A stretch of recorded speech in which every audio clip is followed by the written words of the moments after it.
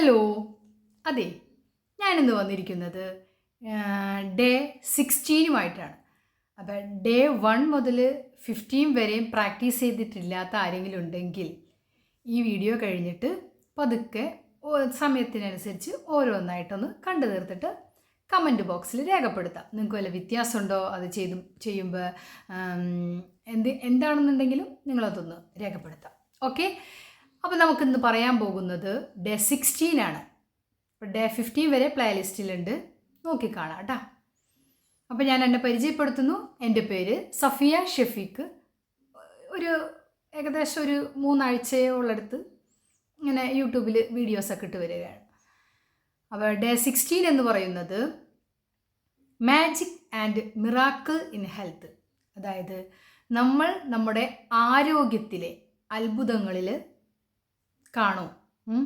ആ ഒരു മനസ്സിൻ്റെ വിശ്വാസം നമ്മളുടെ ശരീരത്തിൽ പല അത്ഭുതങ്ങളും സൃഷ്ടിക്കുമെന്നുള്ളതാണ് ഈ ഒരു ടോപ്പിക് കൊണ്ട് ഉദ്ദേശിക്കുന്നത്.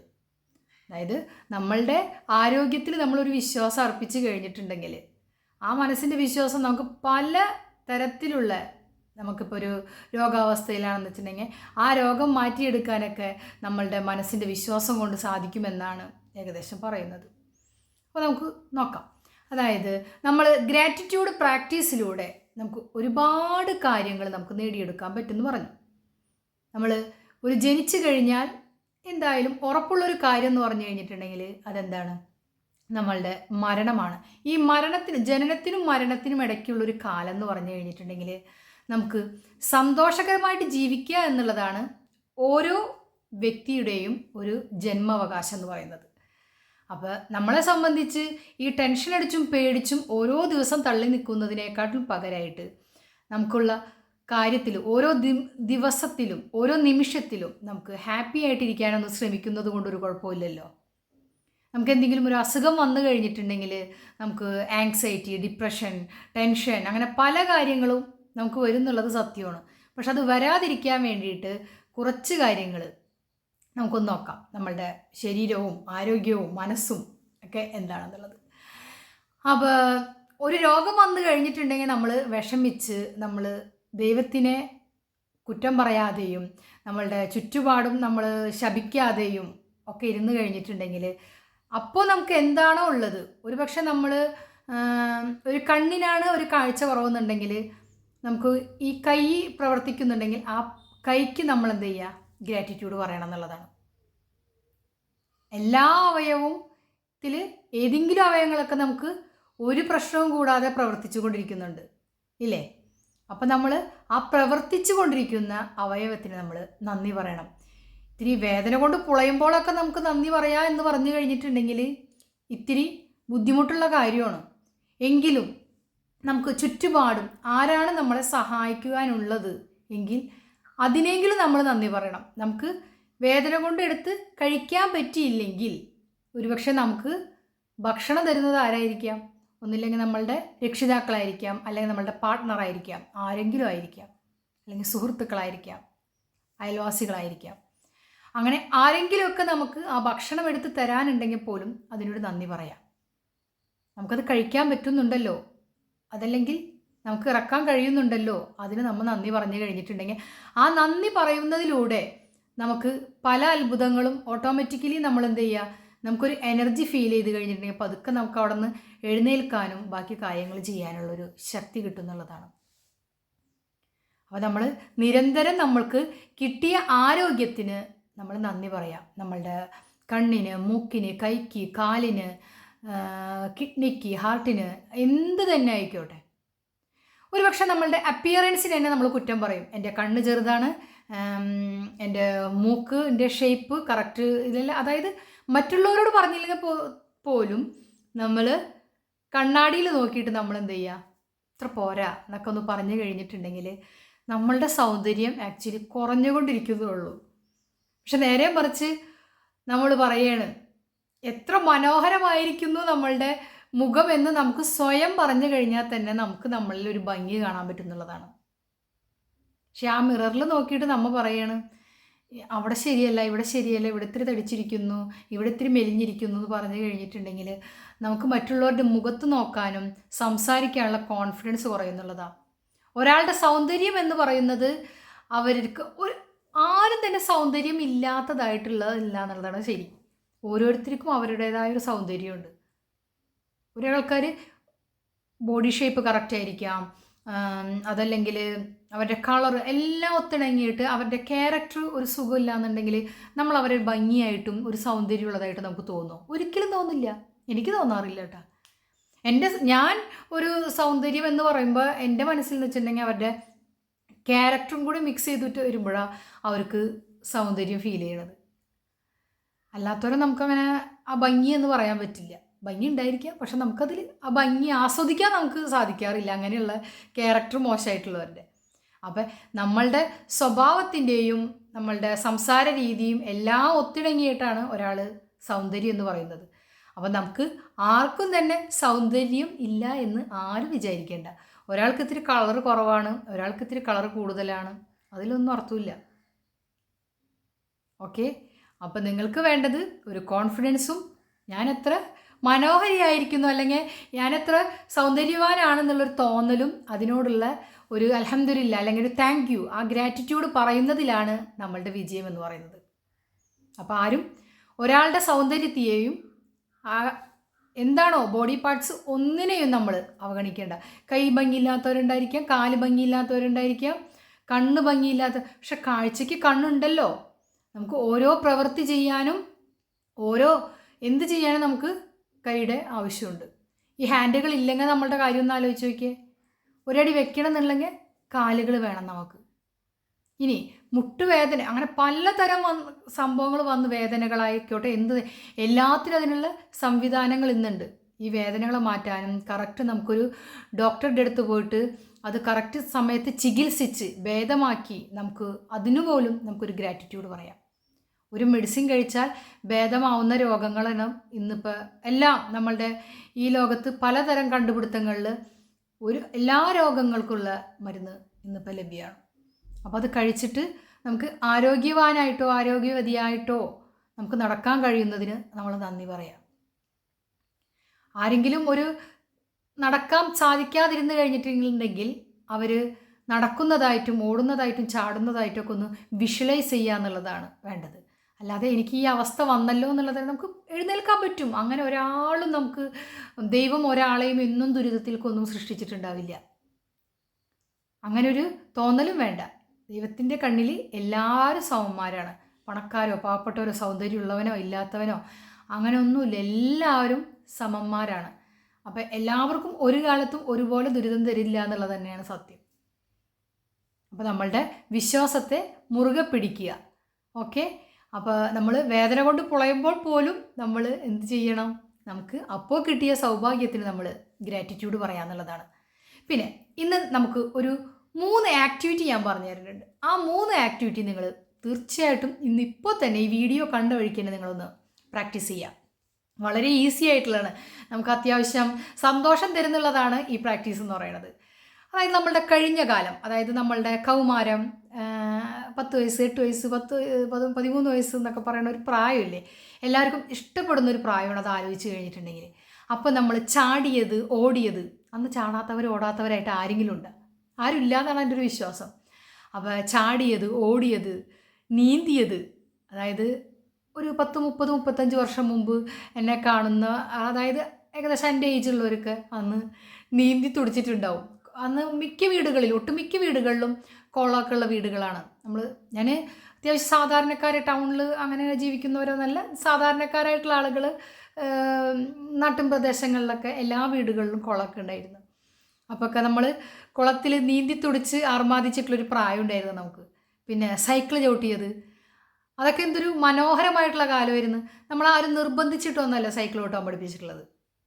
ഒരുപക്ഷെ നമ്മളുടെ ഫ്രണ്ട്സുകളോ ആരെങ്കിലും ഒക്കെ ചെയ്യുന്നത് കണ്ടിട്ട് സൈക്കിളിൽ നിന്ന് വീണിട്ടുണ്ടായിരിക്കാം, മുട്ട് പൊട്ടിയിട്ടുണ്ടായിരിക്കാം. അതൊന്നും നമുക്കൊരു എന്നിട്ട് നമ്മൾ ഇരുന്നിട്ടൊന്നുമില്ല. ആ ഒരു കാലം എന്നൊക്കെ പറഞ്ഞു കഴിഞ്ഞാൽ അതിൻ്റെ വേദനയോ നൊമ്പരങ്ങളോ അസുഖങ്ങളോ ഒക്കെ നമുക്ക് ഓർക്കാനുണ്ട്. ഇന്നത്തെ പോലത്തെ ഒരു കാലമായിരുന്നു അത്. അപ്പോൾ ആ ഒരു കാലത്തെ ഓർത്ത് ഓടിക്കളിച്ചതും ചാടിക്കളിച്ചതും നീന്തി തുടിച്ചതും സൈക്കിൾ ചവിട്ടിയതും നൃത്തം ചെയ്തതും പാട്ട് കേൾക്കുമ്പോൾ നമ്മൊന്ന് അത്യാവശ്യം ഒന്നൊരു ചെറിയൊരു ആട്ടം വരുന്ന ഒരു പ്രായമൊക്കെയാണ്. ഒരുപക്ഷെ മറ്റുള്ളവർ കണ്ടിട്ടുണ്ടായിരിക്കാം, കണ്ടിട്ടില്ലായിരിക്കാം. എങ്കിലും നമ്മളുടെ ആ പ്രായത്ത് ഒക്കെ നമ്മളതൊക്കെ ആസ്വദിച്ചിട്ടുള്ളതാണ്. ആ ഒരു പ്രായത്തെ ആലോചിച്ച് നമുക്കൊന്ന് ഗ്രാറ്റിറ്റ്യൂഡ് പറയാം. ആ പ്രായത്ത് നമുക്ക് ഇന്ന കാര്യങ്ങളൊക്കെ സാധിച്ചല്ലോ എന്ന് പറഞ്ഞുകൊണ്ടുള്ളൊരു ഗ്രാറ്റിറ്റ്യൂഡ് പറയാം. പിന്നെ ഈ ഒരു നിമിഷത്തിൽ ഒന്നാമത്തെ പ്രാക്ടീസ് അതാണ് കേട്ടോ, കഴിഞ്ഞു പോയ ഒരു കാലത്തെ ഓർത്തിട്ടുള്ള ഗ്രാറ്റിറ്റ്യൂഡ് പറയാം ആ ആരോഗ്യത്തിന്. പിന്നെ ഈ നിമിഷത്തിൽ ഇപ്പം നിങ്ങൾ ഈ വീഡിയോ കണ്ടിരിക്കുന്നവർക്കൊന്ന് ശ്വസിക്കാൻ പറ്റുന്നുണ്ട് ഇല്ലേ, ആരോഗ്യത്തോടെ ശ്വസിക്കാൻ പറ്റുന്നുണ്ട്.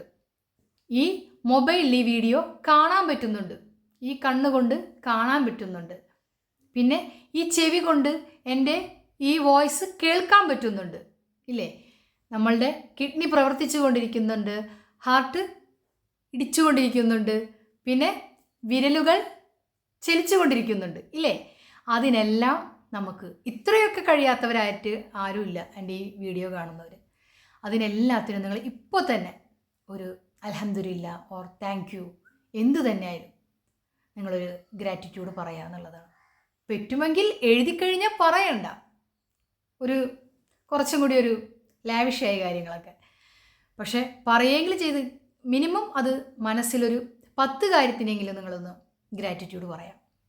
പിന്നെ അടുത്ത സ്റ്റെപ്പ്, നമ്മൾ ഭാവിയിൽ എൻ്റെ പാരൻറ്റിന് അല്ലെങ്കിൽ എൻ്റെ ഒരു അമ്മായിക്ക്, എൻ്റെ ഒരു വലിയച്ഛന്, വല്യമ്മയ്ക്ക്, ആർക്കും ആയിക്കോട്ടെ, എന്തും ആയിക്കോട്ടെ, മാമൻക്ക്, അമ്മായിക്ക്, വല്യപ്പാക്ക്, വല്യമ്മാക്ക്, ഉപ്പാക്ക്, ഉമ്മാക്കൊക്കെ ഷുഗർ ഉണ്ടായിരുന്നു, പ്രഷർ ഉണ്ടായിരുന്നു, എനിക്കും വരാൻ ചാൻസ് ഉണ്ടെന്ന് കാണുന്നതിന് പകരം ഭാവിയിൽ ഞാൻ ആരോഗ്യവാനായിരിക്കും അല്ലെങ്കിൽ ഞാൻ ആരോഗ്യവതി ആയിരിക്കും എന്നുള്ളൊരു ഗ്രാറ്റിറ്റ്യൂഡ് പറയാം.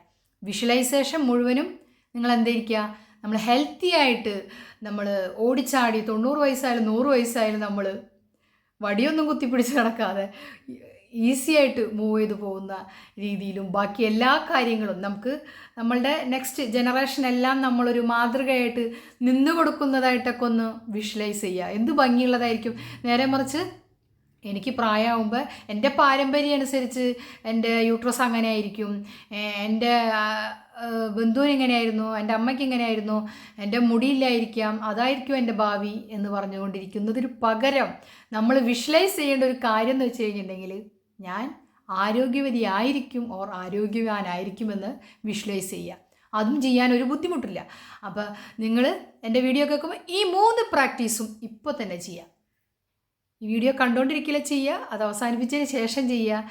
എന്നിട്ടൊരു കമൻറ്റൊക്കെ ഇടാം കേട്ടോ, രേഖപ്പെടുത്തണം കമൻറ്റ് നിങ്ങളത് ചെയ്തു എന്ന് പറഞ്ഞിട്ട്. അപ്പോൾ എനിക്ക് നിങ്ങൾ ആ വീഡിയോ കണ്ടിട്ടുണ്ടാവും എന്നുള്ളൊരു വിശ്വാസം എന്നിലുണ്ടാവും. അപ്പോൾ എനിക്കൊരു അടുത്ത വീഡിയോ ചെയ്യാനും ഒരു പ്രചോദനം. എന്തായാലും ഒരു 10-200 പേരെന്തായാലും എൻ്റെ വീഡിയോ സ്ഥിരമായിട്ട് കാണുന്നുണ്ടെന്നുള്ളത് ഉറപ്പാണ്. അപ്പോൾ ആ 200 പേരിൽ ഒരു പകുതി പേരെങ്കിലും ഇതൊന്ന് പ്രാക്ടീസ് ചെയ്തിട്ടുണ്ടെങ്കിൽ ബാക്കി എന്തായാലും അവർക്കൊരു വ്യത്യാസം വരുന്നതെന്ന് പറയുമ്പോൾ അത് എനിക്കും കൂടെ അത് ഗുണം ചെയ്യുന്നൊരു കാര്യമാണ്. അപ്പോൾ നിങ്ങൾ ഇത് കേൾക്കുന്നവർക്ക് ഇത് പ്രാക്ടീസ് ചെയ്യുന്നത് കൊണ്ട് നിങ്ങളുടെ ജീവിതത്തിൽ സമൃദ്ധിയും സന്തോഷവും ഹാപ്പിനെസ്സും എല്ലാം നിങ്ങൾക്ക് വരുന്നുള്ളത് ഉറപ്പാണ്. അപ്പോൾ ഇത് പ്രാക്ടീസ് ചെയ്യാൻ ഒരു മടിയും വേണ്ട, ഒന്ന് പ്രാക്ടീസ് ചെയ്ത് കമൻറ്റ് ചെയ്യുക. ഓക്കെ. പിന്നെ തടി കൂടിയിട്ടുള്ളവരാരെങ്കിലും എനിക്കിനി അതെനിക്കുണ്ടായ ഒരു അനുഭവമാണ് കേട്ടോ. ഞാനൊരു 5-8 വർഷത്തിന് മുമ്പ് എൻ്റെ വിചാരം ഞാനിനി തടിയൊന്നും കുറയില്ല. 3ാമത്തെ ഡെലിവറി കഴിഞ്ഞപ്പോൾ ഞാനിനി തടിയൊന്നും കുറയില്ല, എൻ്റെ തടി ഇങ്ങനെ കൂടിക്കൊണ്ടിരിക്കുന്നു. ഞാൻ സ്വയം ഒരു വിശ്വാസത്തിൽ നടന്ന്. എന്നിട്ട് ഓരോ പ്രാവശ്യം ഡ്രസ്സ് സ്റ്റിച്ച് ചെയ്യാൻ പോകുമ്പോൾ അവരോട് പറയും ലൂസാക്ക് എന്നിട്ട് വലിയ ഇങ്ങനെ ഒരു ലോഹ പോലത്തെ ഒരു ഡ്രസ്സ് ഇട്ടിട്ടാണ് നടന്നിരുന്നത്. പക്ഷേ എങ്കിൽ ഏതോ ഒരു നിമിഷത്തിൽ എനിക്ക് കൊറോണ കഴിഞ്ഞിട്ട് ഞാൻ എൻ്റെ വെയിറ്റ് നോക്കിയപ്പോൾ ഒരു ഞെട്ടിയിട്ട് എന്തോ അതൊന്ന് കുറയ്ക്കണം എന്നുള്ളൊരു ചെറിയൊരു ചിന്ത വന്നു എന്ന് തോന്നുന്നുണ്ട്. അന്ന് തുടങ്ങി കുറയും എന്നുള്ളൊരു വിശ്വാസത്തിൽ ഞാൻ എന്ത് ചെയ്യുക, ഡ്രസ്സ് ജസ്റ്റ് ഒന്ന് ഷേപ്പിലൊക്കെ അടിക്കാൻ തുടങ്ങിയപ്പോൾ എൻ്റെ വെയിറ്റും ഏകദേശം പതിയെ കുറഞ്ഞൊരു 10 കിലോയെങ്കിലും വെയിറ്റ്. ഒരു എക്സസൈസോ ബാക്കിയുള്ള കാര്യങ്ങളോ ഒന്നും ചെയ്യുന്നില്ല, ജസ്റ്റ് ഒന്ന് നമ്മൾ കഴിച്ചിരുന്ന ആ ഒരു ഫുഡിൻ്റെ അളവ് ഒന്ന് കുറച്ചു എന്നുള്ളതാണ്. സാധാരണയും വിട്ട് ഞാൻ തടി കൂടും, ഞാനൊരു ഭീമാകാരമായ രൂപത്തിലേക്ക് എത്തുന്നുള്ളൊരു മാനസികാവസ്ഥയിൽ നിന്ന് മാറിയപ്പോൾ ആ ഫുഡ് ചെറുതായിട്ടൊന്ന് കൺട്രോൾ ചെയ്തു എന്നുള്ളതാണ്. ഏകദേശം ഒരു 10 കിലോ വെയിറ്റ് ഈസി ആയിട്ട് കുറയ്ക്കാൻ പറ്റി, ഒരു കഷ്ടപ്പാടും ബുദ്ധിമുട്ടൊന്നും ഇല്ലാതെ. ഒരു മനസ്സിൻ്റെ ഒരു സങ്കല്പം അനുസരിച്ച് തന്നെ കുറഞ്ഞു എന്നുള്ളതാണ്. നിങ്ങൾക്ക് വിശ്വസിക്കാൻ പറ്റുന്നില്ലേ? സത്യമായിട്ടുള്ള കാര്യമാണ്. അതിനുവേണ്ടി ഒരുപാട് കഷ്ടപ്പെട്ടൊന്നുമില്ല, ഫുഡിൻ്റെ അളവ് ജസ്റ്റ് ഒന്ന് കുറച്ചു, ആവശ്യത്തിന് കഴിക്കുന്നുണ്ട് ഞാൻ, ചെറിയ രീതിയിലൊന്ന് കുറച്ചു. അപ്പം തടി കൂടി എനിക്ക് ഇനിയും തടിയാണ്, ഞാൻ എൻ്റെ പാരമ്പര്യമായിട്ട് എനിക്ക് തടിയാണ് എന്നൊക്കെ വിചാരിക്കുന്നവരൊരു കാര്യമുണ്ട്. അങ്ങനെ പാരമ്പര്യമായിട്ട് തടിയുണ്ടെന്നൊന്നും വിചാരിക്കേണ്ട. എൻ്റെ വെയിറ്റ് കുറയാനുള്ള അത് വെച്ച് പട്ടിണി കിടന്ന് ഇങ്ങനെ നരകിച്ചും നിങ്ങളൊന്നും വെയിറ്റ് കുറയ്ക്കാനൊന്നും നിൽക്കണ്ട. ഒരു എക്സസൈസ് ചെയ്യുക. എക്സസൈസ് ചെയ്യണമൊക്കെ നല്ലതാണ്. ഞാൻ ചെയ്യുന്നില്ല എന്നോർത്ത് നിങ്ങളാരും അത് ഇതാക്കണ്ട. എനിക്ക് ചെയ്യാനൊക്കെ ആഗ്രഹമുണ്ട്. പക്ഷേ ചില തടസ്സങ്ങൾ, സാങ്കേതികം എന്ന് പറയാൻ പറ്റില്ല, മടിയെന്ന് വേണമെങ്കിൽ അതിനെ പറയാം, ചുരുക്കി പറഞ്ഞു കഴിഞ്ഞിട്ടുണ്ടെങ്കിൽ. അപ്പോൾ അതൊക്കെ മാറ്റിയെടുത്ത് എക്സസൈസ് ചെയ്യണം എന്നൊക്കെ നല്ല ആഗ്രഹമൊക്കെ ഉണ്ട്. അപ്പോൾ ചെയ്തു കഴിഞ്ഞാൽ അതിൻ്റെ മോട്ടിവേഷനായിട്ട് വരും. ഇപ്പോൾ അത് മോട്ടിവേറ്റ് ചെയ്യാൻ പറ്റാത്തത് ഞാനത് ചെയ്യാത്തത് കൊണ്ടാണ്. അപ്പോൾ പതിയെ ഞാനത് ചെയ്തു തുടങ്ങിയാൽ വീഡിയോ രൂപേണ അത് വരുന്നതായിരിക്കും. ചെയ്തു തുടങ്ങിയാൽ. ചെയ്യാത്ത കാര്യത്തിന് നമുക്ക് മോട്ടിവേറ്റ് ചെയ്യാൻ പറ്റില്ലല്ലോ. ഓക്കെ, അപ്പോൾ നിങ്ങൾക്ക് തടി കൂടുതലാണെന്ന് പറഞ്ഞിട്ടൊന്നും ആയിരിക്കേണ്ട, ഒരു വിഷമവും വേണ്ട, അതൊക്കെ താനേ കുറയും. അപ്പം എന്തിനും നിങ്ങൾ എന്ത് ചെയ്യുക, ഒരു പൂർണ്ണ വിശ്വാസം അർപ്പിക്കുക എന്നുള്ളതാണ് സത്യം. അപ്പോൾ എൻ്റെ വീഡിയോ ഇഷ്ടപ്പെട്ടിട്ടുണ്ടെങ്കിൽ ഒരു ലൈക്കൊക്കെ ചെയ്യുക, കമൻ്റൊക്കെ ചെയ്യുക. പിന്നെ എൻ്റെ ക്ലാസ്, ഈ വക കാര്യങ്ങളൊക്കെ, ഇതിൽ കൂടുതലായിട്ടുള്ള കാര്യങ്ങൾ പ്രാക്ടീസ് ചെയ്യാനും നിങ്ങൾക്ക് നല്ലൊരു ഭാവിയിലേക്ക് പല കാര്യങ്ങൾക്കും ഒരു സ്റ്റെപ്പ് എടുത്തു വയ്ക്കാനായിട്ടും എൻ്റെ സഹായം വേണമെന്നുണ്ടെങ്കിൽ എൻ്റെ വാട്സപ്പ് ഗ്രൂപ്പിൽ അംഗമാവുക, ക്ലാസ് അറ്റൻഡ് ചെയ്യുക. പിന്നെ 1-to-1 സെക്ഷൻ ഉണ്ട്. നിങ്ങൾക്ക് എന്തെങ്കിലും പേഴ്സണലായിട്ട് പറയണമെന്നുണ്ടെങ്കിലും എന്തെങ്കിലും കാര്യത്തിൽ ചേഞ്ച് വേണമെന്നുണ്ടെങ്കിലും എന്ത് തന്നെയാണെങ്കിലും എന്നെ ഒന്ന് കോൺടാക്റ്റ് ചെയ്യുക. വാട്സപ്പ് നമ്പറും ഉണ്ട്, വാട്സപ്പ് ഗ്രൂപ്പും ഉണ്ട്. ഗ്രൂപ്പിൽ ജോയിൻ ചെയ്യണമെങ്കിൽ അങ്ങനെ ചെയ്യാം. പേഴ്സണൽ സെക്ഷൻ ആവശ്യമുണ്ടെങ്കിൽ വാട്സപ്പിൽ പേഴ്സണൽ കോൺടാക്റ്റ് ചെയ്യാം. ഓക്കെ, വീണ്ടും അടുത്ത വീഡിയോ ആയിട്ട് വരുന്നത് വരെ ബൈ.